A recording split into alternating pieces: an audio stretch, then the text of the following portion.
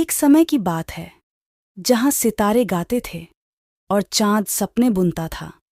वहां एक छोटा सा गांव था जो एक प्राचीन जंगल के हृदय में बसा था।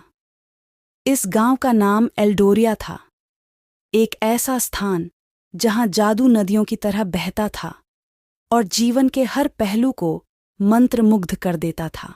एल्डोरिया में एक युवा लड़की रहती थी जिसका नाम लायरा था। लायरा गांव के अन्य निवासियों से अलग थी।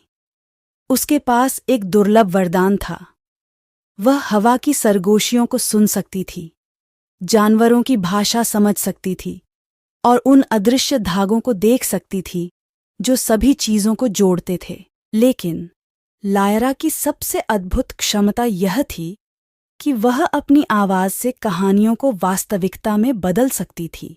एक शाम जब सूरज क्षितिज के नीचे डूब रहा था और आकाश नारंगी और बैंगनी रंगों से रंगा हुआ था, लायरा ने हवा में एक हलचल महसूस की।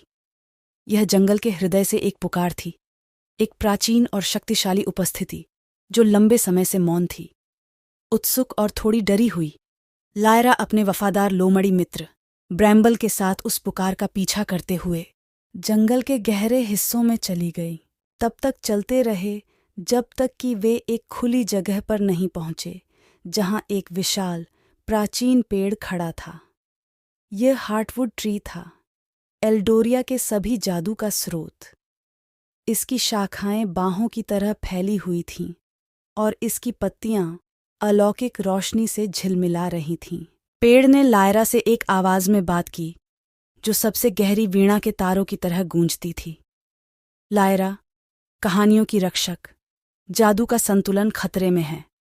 एक अंधेरी शक्ति उठ रही है जो हमारे संसार को जोड़ने वाले धागों को काटने की कोशिश कर रही है।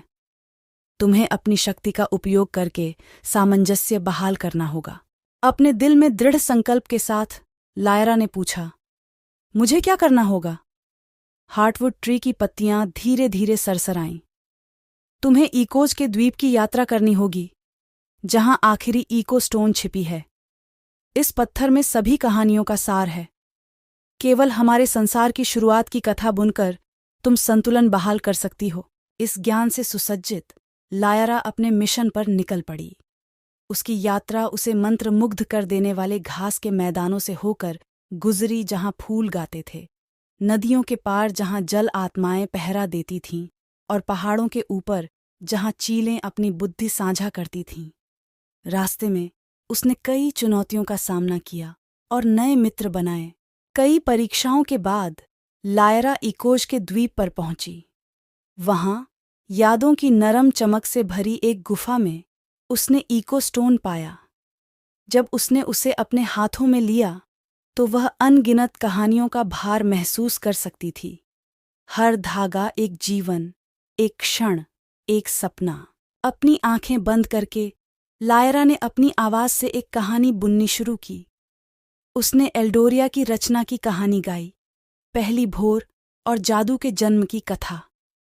उसके शब्दों ने रोशनी और अंधेरे, खुशी और दुख को एक साथ बुना, अस्तित्व के धागों को संतुलन और सामंजस्य के एक गलीचे में पिरो दिया। जैसे ही उसने अपनी कहानी समाप्त की, इकोस्टोन चमकने लगा। उसकी रोशनी गुफा और उससे भी आगे फैल गई। एल्डोरिया को धमकाने वाली अंधेरी शक्ति समाप्त हो गई और जादू के धागे एक बार फिर से मजबूत हो गए। लायरा एक नायक के रूप में एल्डोरिया लौटी। उसकी कहानी गांव के इतिहास के ताने बाने में हमेशा के लिए बुनी गई। हार्टवुड ट्री ने उसे एक नया वरदान दिया, अपनी जादुई कहानियों को उन सभी के साथ साझा करने की क्षमता जो सुनना चाहते थे, यह सुनिश्चित करते हुए कि एल्डोरिया का जादू कभी फीका न पड़े।